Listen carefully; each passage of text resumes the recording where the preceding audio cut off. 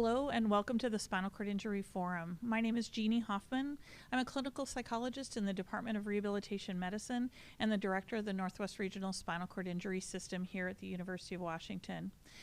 Tonight, we're actually taking a slight departure from some of our usual presentations that are spinal cord injury experts or individuals with spinal cord injury. And we're really excited tonight to have three panelists who have a very different view of living with spinal cord injury. These are all individuals who grew up with a parent who had a spinal cord injury. We have Emily Gall, who was 12 years old when she was introduced to spinal cord injury when her father was injured. We also have Gavin Long and Evan Roberts, both who were born after their parents' spinal cord injury. So we're going to learn a lot about their experience from them tonight. So thank you and welcome. So thank you all for being here tonight.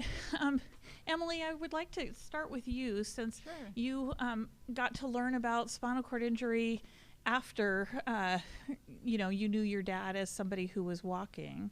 And so I'm wondering about if you could talk just a little bit about kind of how you learned about his injury, how you learned about spinal cord injury. Did that happen right away, or is that something that kind of happened over time? Yeah, of course.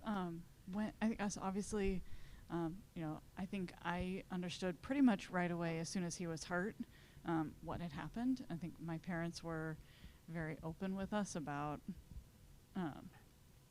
not all the minutia of every single little thing, but they were very open and honest with us about what was going on in general, and made sure that my sister and I both felt like we were sort of included in all of the conversations about what was going on at a level that we could understand and was appropriate based on our age. And so I think basically right away we kind of started realizing, like, okay, this is what it means to have broken your neck. This is where it happened, and this is kind of what that means as far as a potential long-term prognosis. But we also knew that that could change on a day-to-day, week-to-week basis. We knew pretty much right away that we were going to basically wait and see what was going to happen, especially very early on. You never know. Mm-hmm. Yeah, I'm sure that was kind of shocking to have happen. Your sister was 10 and you were 12. Yes. How long was your dad in the hospital at that point initially? Initially, it was about 2.5 months. He was injured on March 7th and didn't come home until the end of May. So it's probably like just a little over 2.5 months, about some in that range. And yeah, it was, shocking is an understatement, right? Like one day we were like, going to school, and I came home and was like eating a snack and watching a movie, and then my sister and my dad went out for a ski trip, and we got a call from the ski patrol saying they were going to bring her home and that he was going to Harborview. And my mom and I were kind of like, okay, well, like, we're going to go, get Heather, and we're going to go over there, and we're going to, like, see what's going on, and then we're going to bring him home, was kind of like in our heads. And I think, maybe we knew it was a little bit more than that, but like we didn't really have any information at that point. And so we showed up, and then they told us what had actually happened. And it was just like, it's like the world falls out from under your feet. Yeah, like absolutely. The life that you had yesterday is gone. Yeah. So how do you feel like you coped with that abrupt change, right? So you're kind of normal everyday life, all of a sudden your dad's kind of gone, and it's kind of scary, and there's a lot of unknowns. Like even though they told you, that's a lot of like wait and sees.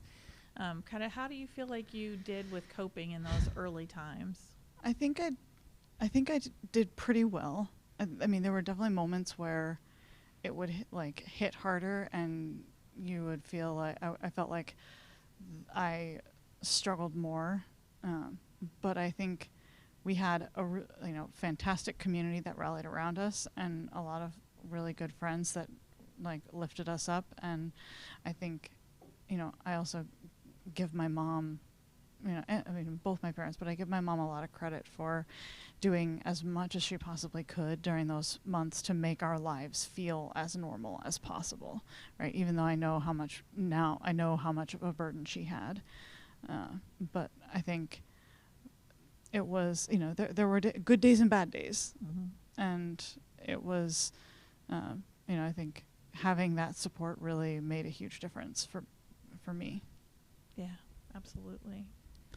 So what are the things that you remember most about the changes in kind of day-to-day family life from kind of before your dad was injured to like after that transition home? Because I'm sure that even a couple months after getting home still was not really kind of quote unquote normal. Oh no, not even close. Like it was, I mean, I think, when I remember my dad before, he was we had a golden retriever, right? And he would take that dog out and he would run for miles, right? They would go and they'd go out and they'd come back and like they'd both be just like have this like great workout, and but he was always, I just remember my dad, he's someone who's always moving and like always like he was like a huge skier, right? And so that was like a major part of his life, and specifically it was something that he and my sister like did together a lot. We did it as a family too, but they were the two that really got into it, so I think of him as this like really, like strong and like physically active person. And my dad is 6.5 feet tall, so very like compared to me, he was always like I was always looking up at him. And then to move to he was in a wheelchair for almost exclusively for quite a while after he came home, right? It took him at least into the next year before he was really like up and moving and so looking, so I went from looking up to looking down, and that was I think as a kid, like that's an interesting sort of shift. But I also think just like I remember, especially in those first few months, he was always really tired. And so like when my sister and I were home for the summer and we were like, oh, we want to do all these things and like all this stuff, right? Like it just wasn't possible to do all the same summer things that we used to do. And I think, to be fair, like we were all just kind of exhausted after these few months. And so like we started to like, I think Heather and I started we were feeling like, okay, we're trying to get back to normal a little more, but it was still like he needed care all the time. Our house was totally different, right? We had a lift installed in our house, and they had like moved, like they'd taken out all the carpets, and for some reason I remember that being a big thing for both of us, was like our family room carpet is gone, like our living room carpet is gone. But yeah, and I think it was more that type of stuff than I remember more than like anything like as like far relationship wise after he came home. But it was just like all those physical changes really, like I think especially after he came home and we were there and like saw all day every day versus like visiting at the hospital, that was kind of a shift. A big transition. Yeah. Did your dad get back to work, and how long did that take? It took, I was in 7th grade when he got hurt, and it was towards the end of high school that my memory that he was when he started working again. So it took him a while. Mm-hmm. And my mom did go back to work, or not go back to work, but she was working through that whole time and made sure that we had insurance through her job. Mm-hmm. So that we could keep that going. But yeah, it was at least, I want to say it was like maybe my junior year of high school, mm-hmm. but it's hard to remember exact timing at this point. Yeah.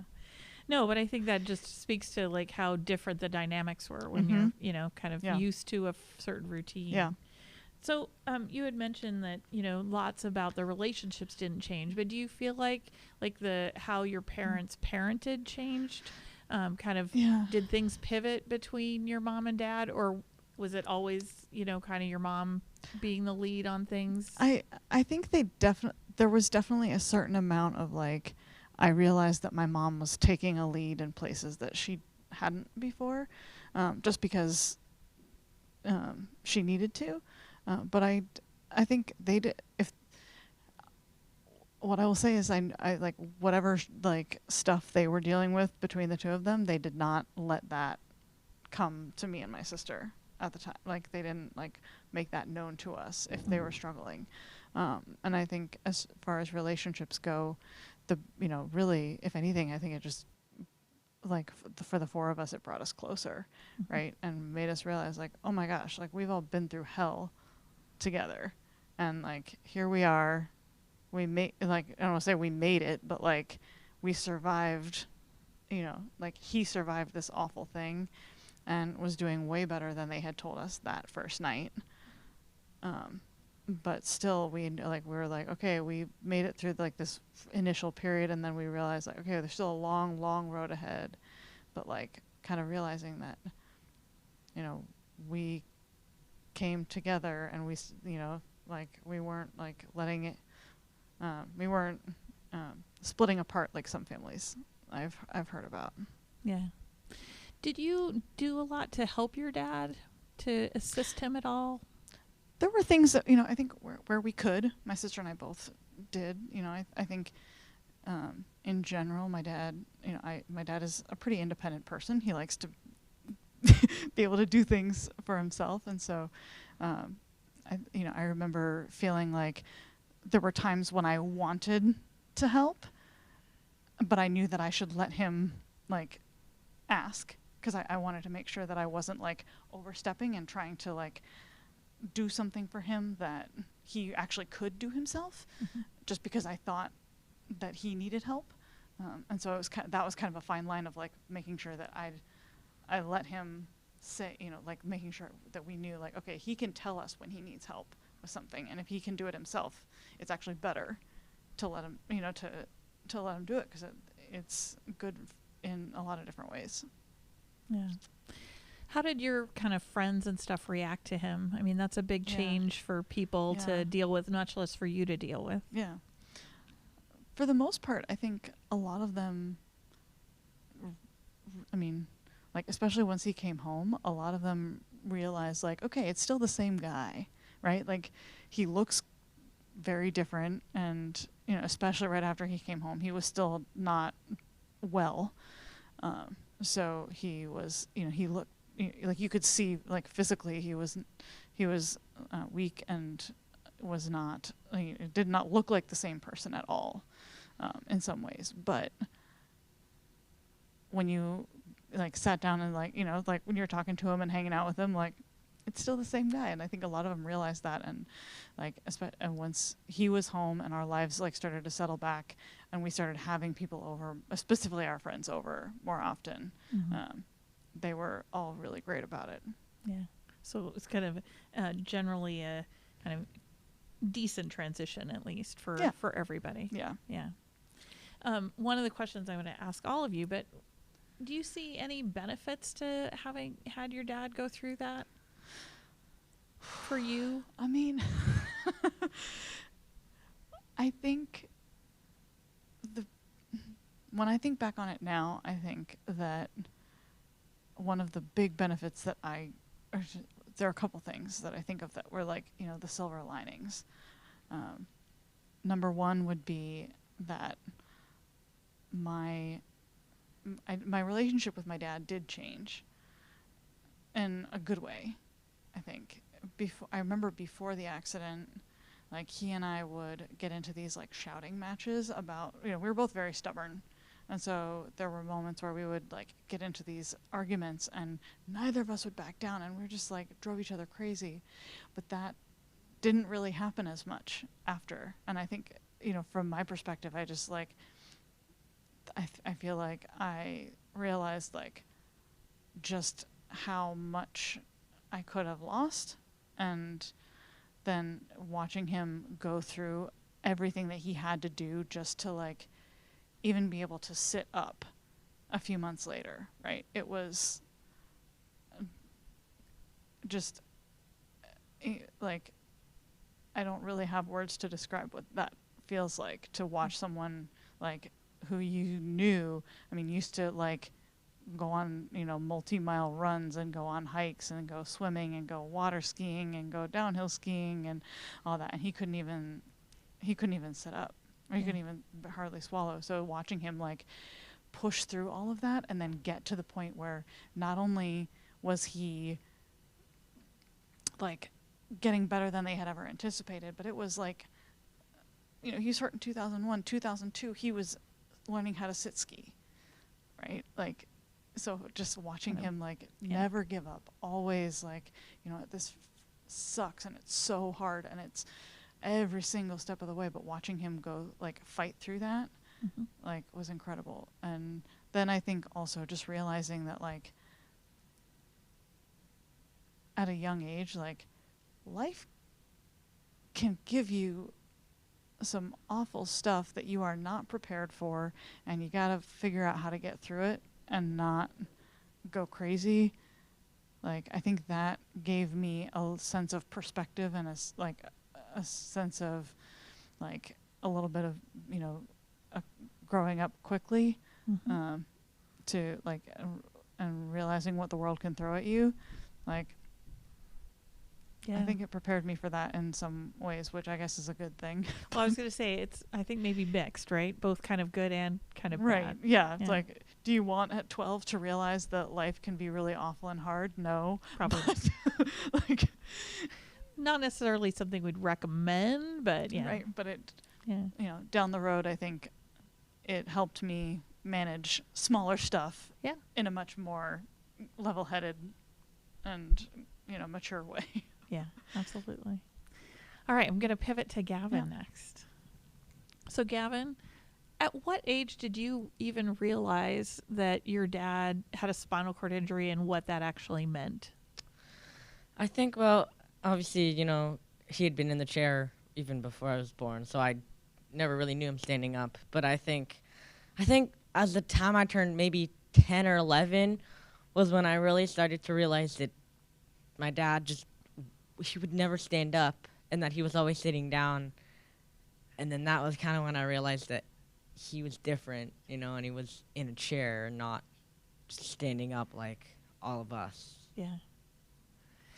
So when did you learn more about kind of all the things that come with spinal cord injury? Or maybe you haven't. I don't know. I think I kind of really learned about it when my dad would speak about it, and at school when they would, talk about what it's like being paralyzed. And my dad would come to our school and have assemblies at our school, so he would talk to all of us then about what it's like being in a chair and, just what it's like just being in a chair, not just, knowing someone or having a family member in a chair. Yeah. What was that like to be one of the audience and seeing your dad up there? It was really cool. I was always the one that was super excited to see him and, get called on. And my twin sister, she was always the shy one and was always embarrassed and didn't want to get mentioned. So it was always fun because all my friends knew him. All my longtime friends known him. So it was always cool knowing that your dad was at your school and that everyone got to know him. Right. So. Did you get a lot of questions from people about like what that was like and things about your dad? Oh yeah. Every time after the assembly or like the next days, I would get kids coming up to me and obviously saying, "Well, your dad's in a chair." They'd be so impressed, and then they'd ask me, exactly what, what is it like? Can you do everything that we can do? Or is there anything different that they can do? So I got a lot of people ask questions to me about having a dad in a wheelchair because most of them don't. So it's. Yeah, I was going to say, I think that's always one of the things that people talk about is that, that kind of realization that other people's dads are different. But speaking of that, like, what does family time look like for you guys? What are the things you guys do as a family? And are they really different than any of your friends? They're really not different. We do the same thing all the other families do. We go to sports games. We go to, travel. We watch family movies. So we pretty much do everything other families do, except it's just a little different, because, like, if you're traveling, we always get on first, but we always get off last. That's a bummer. Doing sports games, we always have to be in accessible seating, which sometimes could have good seats, sometimes, could be bad seats. I mean, and we can go to restaurants normally, you know. I mean, restaurants, we just go to the same. Usually we have to, like, when we're going to hotels and stuff and traveling, we always have to make sure the room is big enough for the four of us and it's accessible because Dad needs, you know, an accessible bathroom. Mhm. So we always, you know, have a little extra, but it's the same as everyone else does, except, you know, a little extra. Mhm. Yeah, I was going to say, it doesn't sound like very different. And did I hear that your dad was a coach for something? Did He help? never coached Okay. for me for anything, but he did come to my sports games, so he Mhm. never coached. me. Wouldn't want that, it looks like. No. I won't ask why. I promise. So, do you think, like, you know, being around your friends and your friends' parents, do you think your parents parent differently because your dad has a spinal cord injury? No, I mean, I think, you know, I go to my friends, you know, when I go to my friends, I feel like they all kind of have the same rules, you know, of like, you know, of what you can do, and if you can do something, but just, you know, don't be stupid about it, or, you know, just, you can just, I feel like they have the same rules, maybe, you know, maybe a couple different rules, you know, but usually they're all the same rules about, you know, going with friends, you know, where you can and can't go, and what you can and can't do, and I think we're pretty much the same. Yeah. So it hasn't felt very different. No. Yeah. Tell me a little bit about kind of for you, you know, I was asking Emily about kind of things that you feel like have been beneficial about having your dad have a spinal cord injury and be in a wheelchair. Well, for one, you know, if he hadn't been in the chair, I most likely would not be here because he was in the chair when he met my mom. And I think it's just kind of fun because I don't know what it's like. You know, I was growing up with a dad in a wheelchair, so it's always fun because I always, you know, get to do new things, and, you know, it's always fun going places that maybe I've never been to, or going to I've been to before that is more fun older, you know, knowing now what my dad really has. Mm-hmm. And it's always been kind of fun. I think it's a really big benefit because we get to do all the fun family things, and lucky that, you know, he just did what happened, you know, and that he didn't, you know, die or, you know, get more injured. So I'm Mhm. kind of happy that he's just, you know, what just happened to him happened to him. Yeah. Is there things that you have to help him with? I mean, it sounds like he's pretty independent, able to do most things on his own, but are there times when you do help, or you and your sister help? Oh, yeah, all the time. And, you know, yeah, he really, you know, he does do things by himself all the time. But, you know, I push him up hills sometimes just for fun, just 'cause it's fun doing it. And, like, when, you know, my dad's a realtor, so I've sold a couple houses just without him. Then, you know, I've helped him sell them. And I sometimes, you know, help him if, you know, get his wheelchair in the car and all that, 'cause our mom doesn't need to do it all the time. So I help him with a lot of things. I know, Mhm. like, not really around the house as much, but usually out, like when Mhm. we're out doing something, or if there's a step, or if we're somewhere and he needs to get somewhere, I Mhm. can usually help him. So we help him all the time. Yeah, that's great. Do you ever get frustrated by that, or wish you didn't have to do it sometimes? Sometimes, yeah, but I mean, you know, I guess I just have to do it because if I didn't, then he'd be stuck where he is and might not be able to go anywhere. So I do get frustrated, but I have to deal with it. So Yeah. just have to do it. So one of the things that somebody had asked, and I'm going to ask you and Evan about, is, you know, as you know, like having a spinal cord injury means that, like, it's not just having a kid; it's just this accident that happens always. That most kids are planned for. How does that? Did you know that? Had you been aware that your parents had to actually make a plan for having kids? I literally just learned about it today, right before we came here. Dad was explaining to me because I had no idea, and it was kind of cool knowing actually what happened because I had no idea. So it's kind of cool learning like what had to happen and what they both had to go through to end up to, you know, have us. So it was really interesting to learn Yeah. exactly why and what happened and how they had to do it. Yeah. So how do you feel about that they had to go through all of that for you and your sister? I'm happy Yeah. because, you know, I'm here. I'm Mhm. with all my friends. I'm with my sister, especially. I get to, be at school and have friends and just be in the world. So I'm happy that they decided on doing it. So I'm really happy. Excellent. All right. Thank you.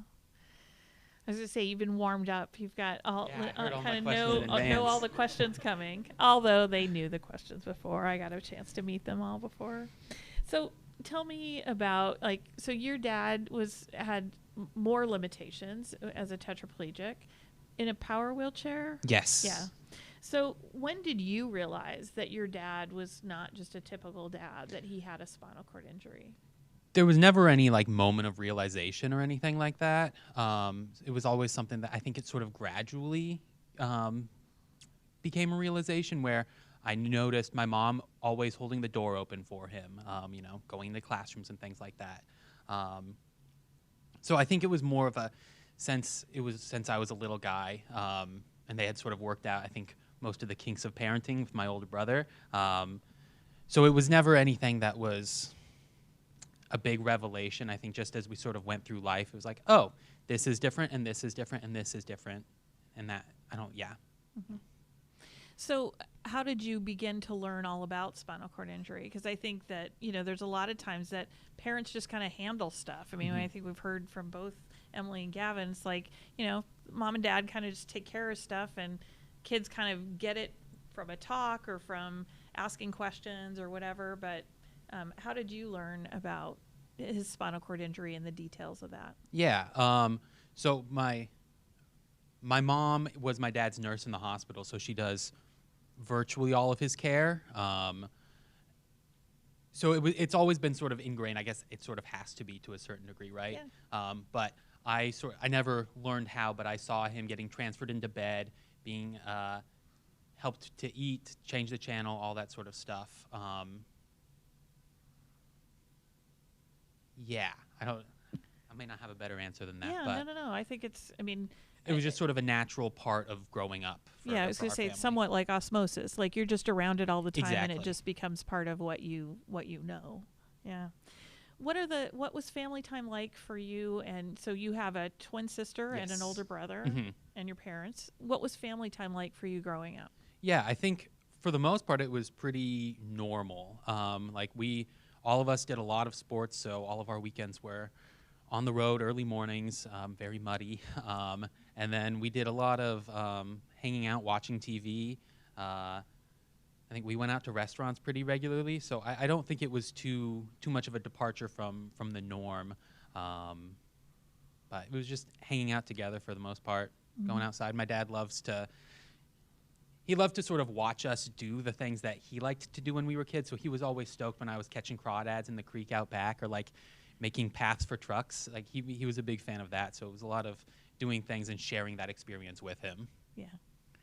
So how much, did you feel like parenting was different between your parents and other parents? I mean, do you feel like your dad having the spinal cord injury actually changed how they parented?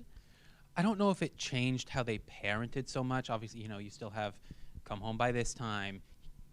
You can't do X thing, right? Your basic sort of rules. But I think it was, at least between my dad and I, it was much more of a give and take, right? Because I was helping him as he was helping me. So obviously I wasn't helping my dad with homework, but he was helping me with homework. I was helping him, get into this place, or driving him to this location.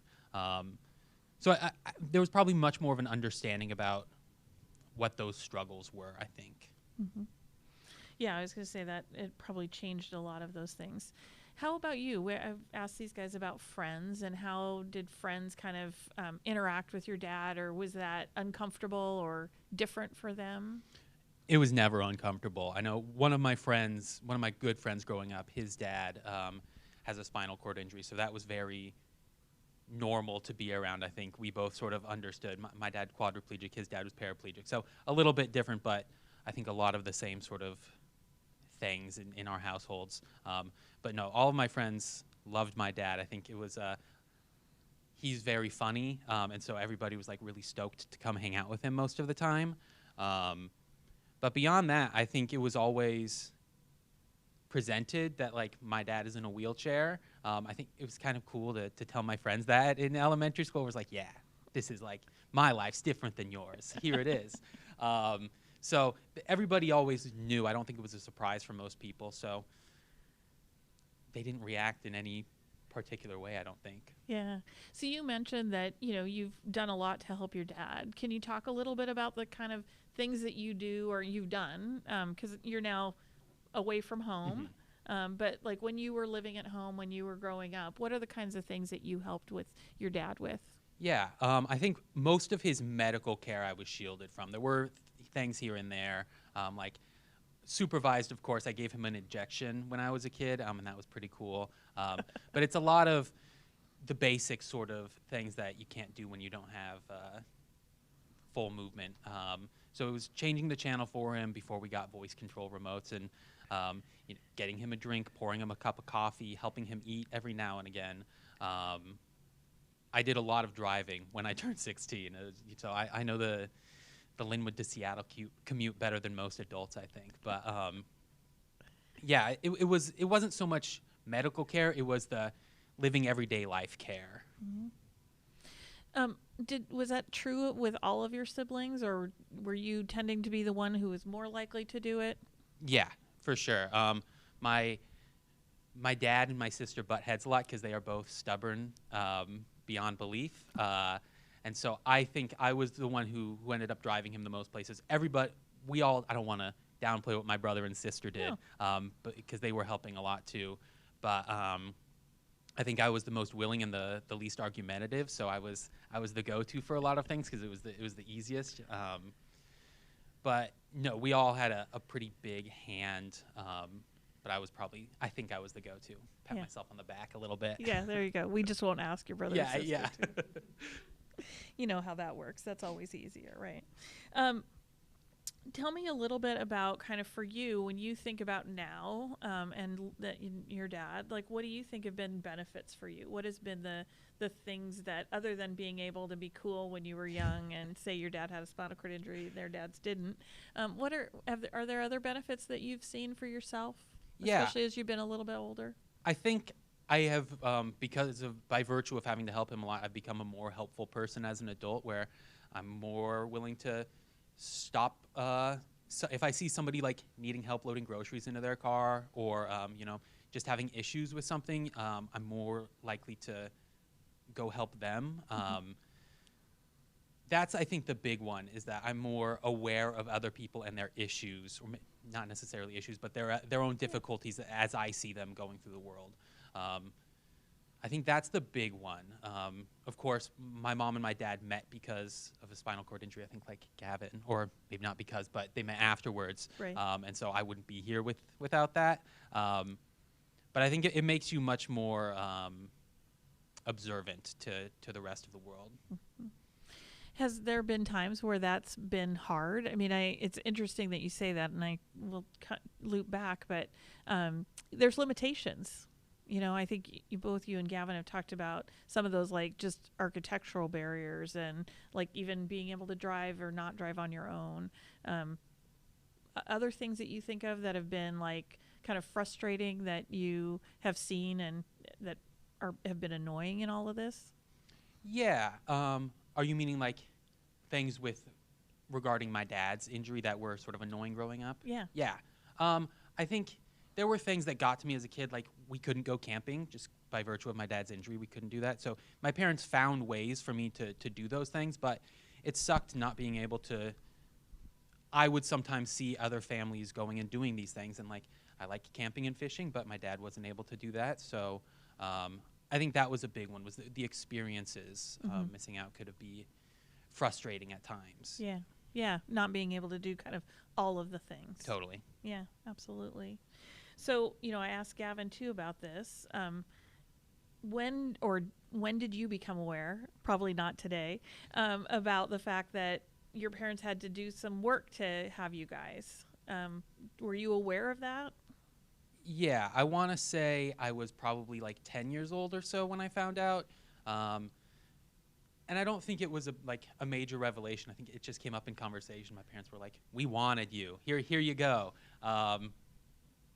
So No, it would never felt like a big thing to me, but it's nice to know, I guess, right? Yeah. Well, I mean, it's an interesting thing, right? I Mhm. mean, I think that there's, certainly plenty of people have to work to have children that don't have spinal cord injury. But I don't know that anybody talks about it very much, right? I mean, it's not like something that, necessarily that it comes up in conversation all the time. Once you have a child, you have a child, right? So it's just an interesting thing that somebody had mentioned. I was like, well, I'll ask. So one of the things that I want to ask all of you guys about, and actually I'll just start with you, Evan, is that, people often, this exposure to somebody with a chronic illness, an injury, a spinal cord injury, makes people think, oh, their children are going to want to go into the medical field. So, Evan, what did you pick? So I actually, up until this week, I was a phlebotomy trainer, and so that was as deep into the medical field as I'm willing to go. I think I saw a lot of it growing up, and a lot of people in my family are nurses, and so it was around all the time. And I knew very early on that was not something I was interested in doing. I don't want that level of stress. I don't want like anybody's health in my hands ever, unless it's like an emergency situation. I would be very happy having a job where the biggest stress is a report doesn't get filed on time. Yeah. And if I remember right, phlebotomy was kind of a diversion. Yes, it was. I have a Russian history degree, which I will probably never get to use because not a lot of Russian history jobs. But phlebotomy was an entry-level job that paid well at the time, and I ended up staying with for a few years, but it was never a long-term goal. It was always we'll do this for a while. Yeah, that's great. How about you, Emily? Yeah, so I actually had a little bit of the opposite path to start. By the time I graduated high school, I was determined that I was going to be a physical therapist because I had seen what, specifically there's a guy named Andy that my dad worked with who I just loved. And I could see what this guy had done for my dad and watched the progress that they made together. And I was like, oh my gosh, like I want to do that for people, right? Like I want to be that person that helps somebody do, like watching my dad go from not even being able to stand to being able to walk even just like a few steps in the parallel bars, right? It was like, okay, that's a huge deal. And I want to do that for somebody. So I went to college with the intention of graduating with pre-physical therapy and then going to graduate school to become a physical therapist. By the time I got into my sophomore year, I realized that I was not good at chemistry, not good at physics, barely could make my ends meet in biology. So I was like, we should probably reevaluate this idea. Especially after I had a meeting with my advisor that did not go well. So I looked around and I said, what do I want to do? Well, I really like my French classes, so I'm going to stick with that. So I majored in French, and it's actually surprisingly for a degree that I had no idea what I was going to do with after I graduated. It has worked out pretty well. And like of all things, I ended up in tech, so but yes, I did have that, like, especially, towards the end of my high school years, I really just, like, I had this, based on all of that experience, I had this really strong desire that I wanted to make a difference in that way. Yeah. No pressure, Gavin. You've gotten the, like, totally two opposite things, but, you're still in high school.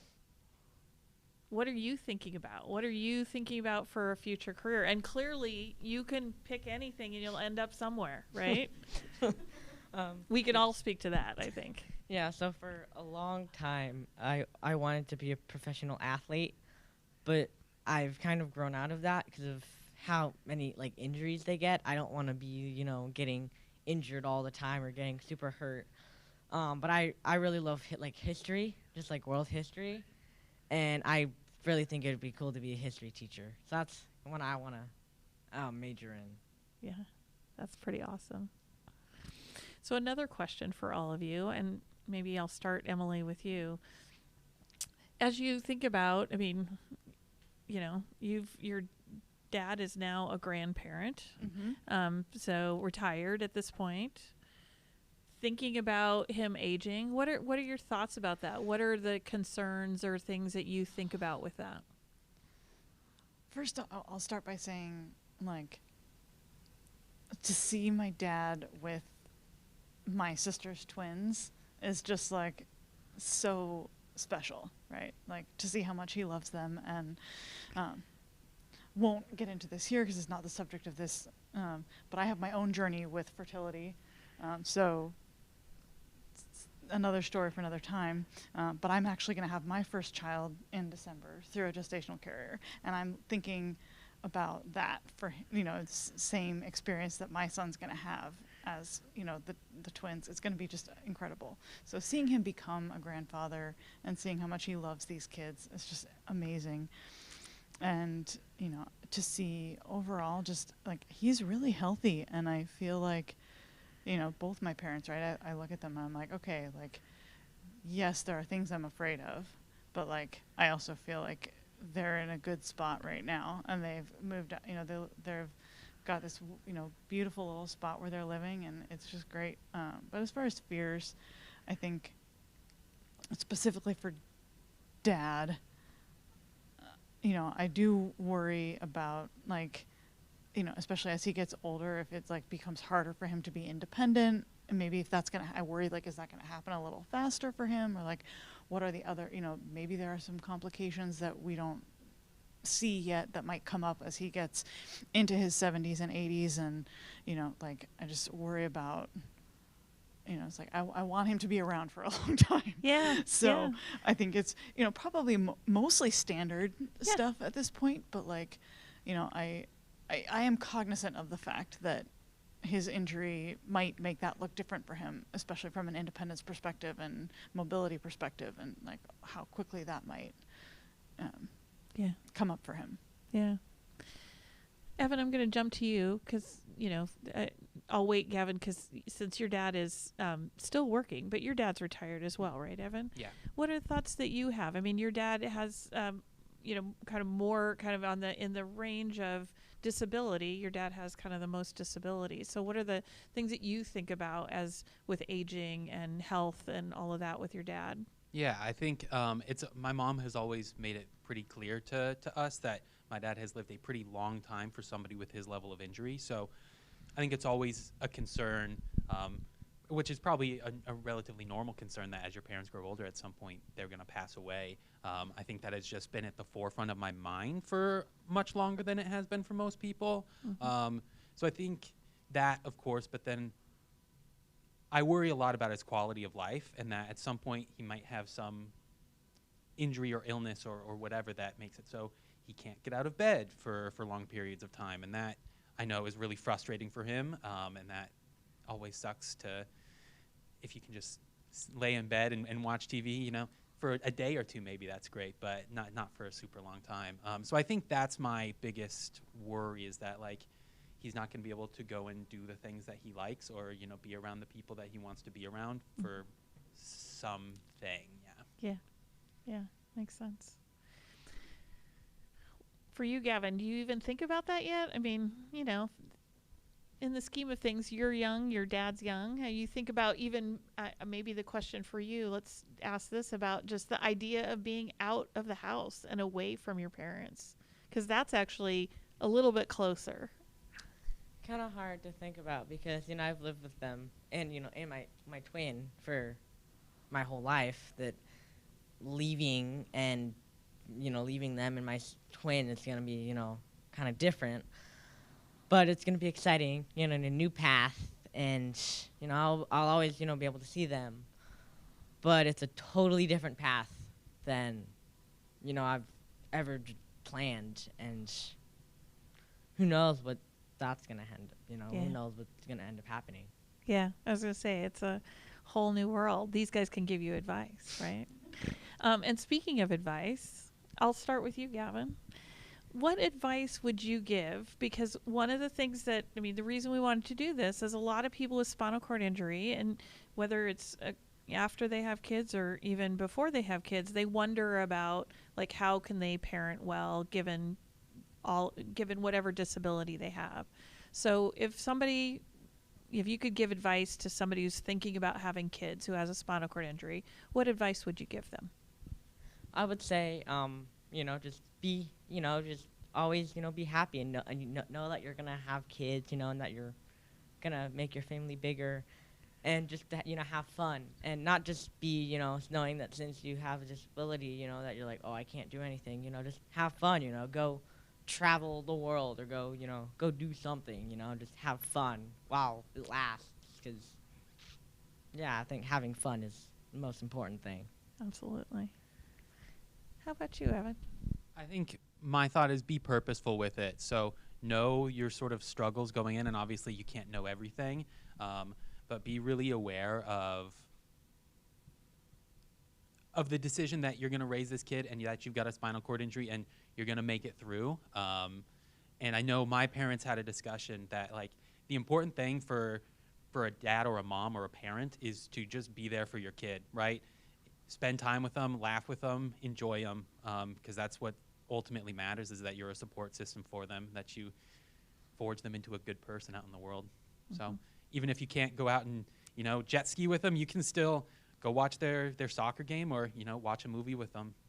And that's the important stuff. Yeah, I was going to say that you mentioned that you and your dad, like he would help you with homework and you would help him with other stuff. And that seems like it was a pretty good parenting experience for you. Absolutely, yeah. Yeah. So for you, kind of similar. I mean, somebody who either has a new injury or has been injured, thinking about the worries that they have about parenting, what advice would you give to someone? Yeah, I think, just looking back at my own experience, I think for me the biggest thing is finding ways to talk to your kids about what's going on as much as you can in an age-appropriate way, right? Like, I know for me, the fact that my parents never made me feel like I couldn't know what was happening. Like, and they always kept me and my sister sort of informed on like, okay, this is what's happening right now. This is why he is like having this particular like procedure, or this is, why he's in this particular room or place in the hospital, and helping us understand like, okay, here's what the doctors are telling us. This is what this means. Like, that was a huge thing for me, because it made me feel like, okay, I have even though it's really scary, like there's something I can like hold on to and I can wrap my brain around a little bit, even if it takes time. And then I think, as someone who is preparing to be a parent of, a child that came into the world unconventionally, I think talking, again, just like talking early, talking often, helping your kids understand like, this is the journey that we had to bring you into the world, and this is how much you meant to us and how badly we wanted you. Like, yeah, that's a great one. So I'll ask all of you, but I'll start with you since you actually lived it. Yeah. What advice would you give for a child whose parent was injured? You guys probably can reflect on it and offer some advice too, but starting with you, like if you think about meeting a 10 or 12-year-old at this point whose parent just found out, the parent just got injured with a new spinal cord injury, what advice would you give to them? I would say that, I guess, don't be afraid to ask questions. Right? You have a right to understand, obviously, your parents are only going to tell you as much as they're going to tell you, but you have a right to ask questions. Don't be afraid of that. I would also say find ways to, find little pockets of normalcy in your life, especially, thinking specifically about kids in my situation, right? Like, it is really hard to go through this at that age and to feel like your life is just torn apart in so many ways. So finding your friends who will stick with you and help you be normal, that is a huge thing in the immediate aftermath. And then I think also just like understanding that, you know, life is gonna be different, but as these guys have described, like it can still be just as good. Like my life was like I would not say in any way my life was worse after. Like we still did a lot of the same things as a family. We still had, you know, a lot of really great, amazing trips. We had amazing experiences together, and we were the same people. Like, Yeah, so. absolutely. Gavin, what advice would you give? Like if you had a friend who came to you and said, "Hey, I just found out that my mom or dad had a spinal cord injury," what advice would you give to them? I would say that, you know, they have, obviously, like Emily was saying, you know, that they have the right to, you know, ask questions, and that they shouldn't be afraid to just ask, you know, even if you know, if they're worried or scared, just to ask, and to just always to just, you know that that's going to be their life, and that they're going to have to be helpful, and that they're going to have to work harder and do more things that maybe they've never done before, because, you know, it's going to be harder for not just them, but for their whole family. Mm-hmm. Yeah. How about you, Evan? I think it's recognizing that your parent is figuring this out as you are. And so, like, hone those communication skills, work that out. Because, like, it's a big change for you. It's about 1,000 times bigger for your parent, because everything that you're trying to adjust to, they're adjusting to, and they have to live with it the whole time, right? Whereas it's not always directly in your face as a child. So, like, be understanding. Both of you have needs, and both of them are important, but, like, it's a big change to everybody's life, and if you can talk about that and, like, make clear what you need and what they need, then you can, you know, figure out a path forward. Yeah, absolutely. I've gone through my list of questions, but I wanted to give each of you a chance if there's something else that you thought of, or anything else that you feel like is important for people to know before we shift it over to see if we have some questions. So hold on just 1 second. Anybody have any other thoughts or comments? I think it's sort of been a theme, and we've probably touched on it a couple times throughout, and I think we probably have all said it. But, like, if you're thinking about having kids, or if you have kids and you've now just had this injury, like, your life can be totally great, right? You can live a totally happy life, and your kid can be happy and healthy, and it's a barrier, but, like, every family has barriers, so figure out how to navigate yours as everyone else is figuring theirs. But Yeah. Yeah. I think that's a great summary of this, because I think it's really true that no matter what level of injury or when the injury occurred, kids can end up pretty darn fabulous and successful. No, seriously. I mean, this is definitely very clear. So I think that's actually a really important that, you know, lots of families have different kinds of struggles. It's just one type of struggle. Yeah, I would kind of echo what he was saying before. It's like, be gentle with each other, and, like, understand that, like, you are all living this in a different way, and, you know, especially as like, I know especially as a teenager, and I turned 13 while my dad was in the hospital. I know I could be a little self-centered sometimes. Full transparency, probably still can be, but you know, I think it's easy to focus on what it is for you as a kid, but then remembering that, like, your parents are having their own experience. I think that's something that it took me a little bit as, you know, as a preteen teenager to wrap my brain around, that, you know, it's not always going to be about what's best for me right now. And, but yeah, learning as a family, learning how to be able to understand each other's individual experiences and talk about that, and feeling okay talking about it, and not being afraid that, like, oh, if I start to talk about this, it's going to be weird. Like, that communication was, like, just so important, and being open with each other about it, what was happening and how we were feeling, like, and understanding it was super important to me. Well, I think the other, just to add on to that, is, like, it's it's okay to be a kid when you're a kid, Yeah. right? And Yeah. it's okay to, and even when kids get older and older and older, I think even Gavin, you're like looking back from when you were younger to now, even a few years, your views change as you get older, and you get different perspective. But all of these things have really helped kind of frame and help you become the adult and soon to be adult that you're working to become. Yeah. All right, I'm going to turn for questions. Okay. I think we talked a little bit about that, but let's do more. So the question was, like, we've talked about some of the bigger, like, positives from all of this experience, but what about those little things? And I think Gavin might have mentioned, like, just getting access to, being first on the plane, but, were there other positives like the disability parking or getting, upgrades or things like that?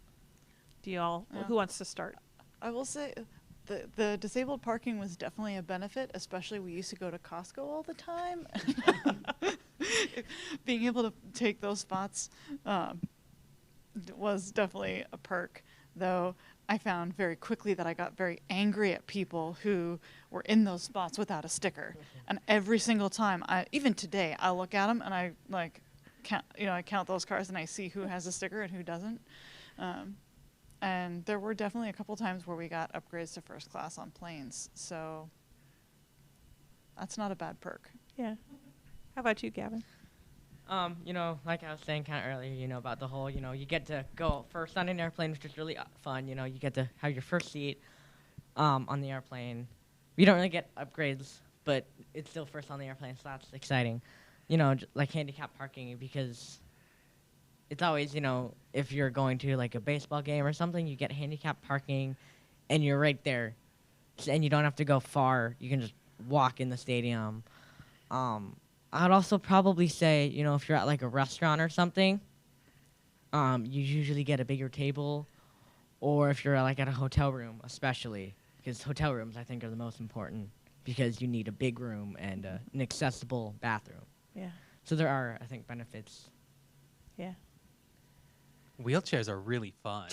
Like, wheelchairs can be really fun. Like, my dad, he had a power wheelchair, and so we had Heelys as kids, and he would like take us through the aisles at Target. And then when we got old enough and a little more responsible, we got to like take his wheelchair out in the cul-de-sac and like zoom around on it. And they're dangerous, so be careful. But we also had the non-power wheelchairs, and you can roll around those. I'm real good at wheelies on those things now. Like, there's a lot of fun that you can have with it, for sure. My dad used to take us, and still does for when there are kids in the family, hitch a wagon to the back, and you can get zooming. Yeah. See, all sorts of devices that can be more fun than you knew about. Other questions? Other questions? No? All right. Well, thanks, you guys. This has been wonderful. I really appreciate you all spending the time with us today, and really appreciate it. And again, also, kudos to your parents. Like, it's just been a pleasure to actually meet you all and talk to you all. So thank you so much for being with us. Of course. Thank you. Thank you for having us.